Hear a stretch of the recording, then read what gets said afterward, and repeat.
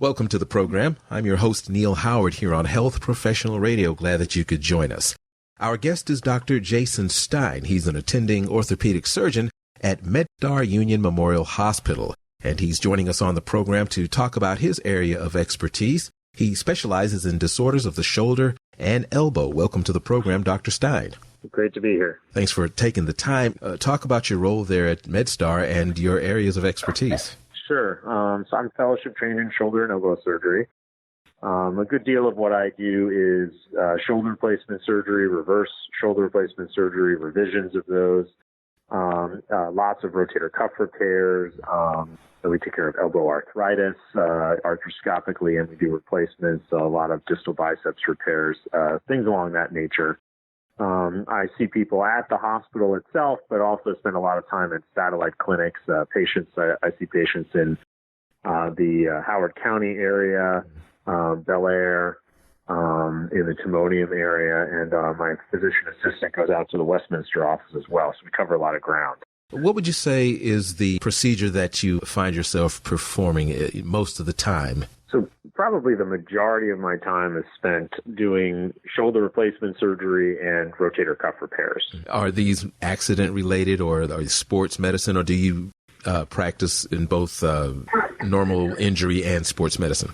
So, in my specialty, we take care of all comers with shoulder and elbow problems. So you could have injured yourself playing sports. It could be a degenerative problem. It could be traumatic, any of those things, and you could still end up in my office. Are there different types of materials that are used when you're doing a replacement, depending on the type of injury or the nature of the degeneration? Yeah, so we generally divide shoulder replacements into two types, what we call an anatomic or conventional shoulder replacement, or semi-constrained shoulder replacement, and that's for patients that have a good rotator cuff and they've just sort of lost the cartilage. It's arthritis like any other joint. The cartilage wears out, you lose motion, your shoulder becomes painful, and that becomes a problem for you to do your activities of daily living and the things that you love doing. The other type of shoulder replacement is for people who don't have a good rotator cuff. That's an entity called rotator cuff arthropathy. That shoulder replacement can also be used for people with fractures. And that's a shoulder replacement that really those patients oftentimes have the worst function. They can't use their arm at all. And go back about 10, 15 years, we couldn't even do anything for those patients, because we didn't have the reverse shoulder replacement. And now we do. So that's a great salvage operation for those patients that really have tremendous functional deficits. As far as the materials that are used, your standard shoulder replacement is the same as the standard hip or knee. The stems that go into the arm are typically made out of titanium. The balls are typically made out of cobalt chrome, and then the sockets are typically made out of polyethylene plastic. And the reverses are made out of similar materials. What about recovery time as far as these materials are concerned, and the surgery itself? So the surgery, a conventional shoulder replacement takes about 50 to 60 minutes in total. And the recovery is really not that bad. Patients are oftentimes scared of shoulder replacements because the majority of shoulder replacements in this country are unfortunately done by non-specialists, and those outcomes aren't always great. When going to a specialist, the recovery tends to be a little bit more streamlined. We do have to go through one of your rotator cuff muscles to do the shoulder replacement. So most of what we're doing recovery-wise is just centered around letting that tendon heal after we've repaired it. So I do a lot of these as an outpatient, so you can go home the same day. Before you leave the hospital, I teach you a couple of exercises that you're going to do to stretch your arm at home. The first 6 weeks, you have a sling for protection. So patients will wear their sling at night. They'll wear it when they're out in a busy, crowded area to remind people that they had surgery. But during their regular activities, they can be out of the sling doing waist level activity almost immediately after surgery. They can feed themselves. Most people are driving a week or two after surgery, so it's a pretty tolerable kind of recovery, and people obviously are up and walking right away. At 6 weeks, we allow patients to get rid of the sling completely and start to use the arm, just no lifting more than about a coffee cup or about a pound. And then at 3 months, there's no restriction. By far, the majority of patients are back to all their activities around that time. Are these procedures restricted to adults or people who are of a certain size or have stopped developing?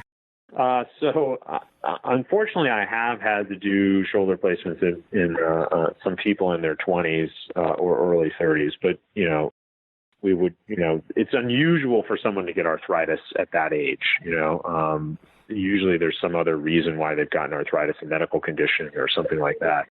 So the typical average age of patients is sort of late 40s through your, mid to late 70s, although the age range for patients that I've done shoulder placements in ranges from 26 to 94, So it's really just anyone who's got degenerative arthritis that's failed conservative treatment. We always try conservative treatment first.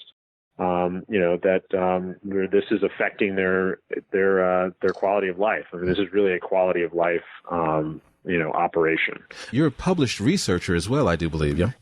Yes, we've certainly done some research, and we do a lot of research at Union Memorial. What are some of the developments that you see on the horizon concerning this most common type of procedure that you perform? So, shoulder placements are still not tremendously common. Compared to hip and knee replacements, shoulder placements would be considered rare. I think really the biggest progress that we've made in shoulder placement surgery is our surgical technique. I think we've really just gotten a lot better at doing the surgery itself. The implants themselves are pretty well established. Implant companies are always sort of working on trying to come up with new things, but our shoulder placements have been around since the 80s, and they're really quite good at this point. But our surgical techniques, I think, have gotten a lot better, and this has allowed patients to recover faster with better outcomes.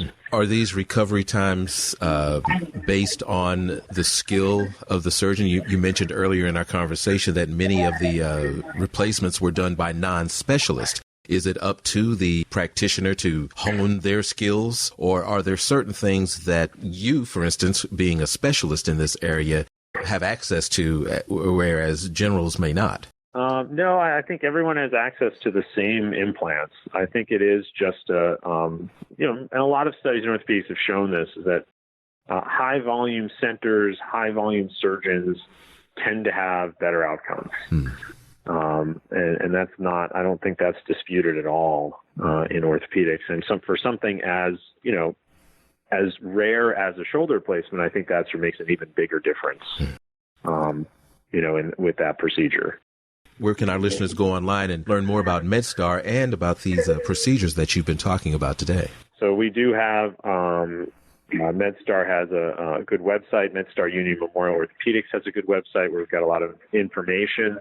The American Shoulder and Elbow Society has a website with information as well about this type of procedure. I appreciate you coming through, and hopefully you'll come back and talk with us in the future and to give us some more updates and talk about some more of your area of expertise and what you do there at MedStar. Love to. You've been listening to Health Professional Radio. I'm your host, Neal Howard. Transcripts and audio of the program are available at healthprofessionalradio.com.au and also at hpr.fm. Subscribe to the podcast on iTunes, listen in, and download at SoundCloud. And be sure and visit our affiliates page at hpr.fm.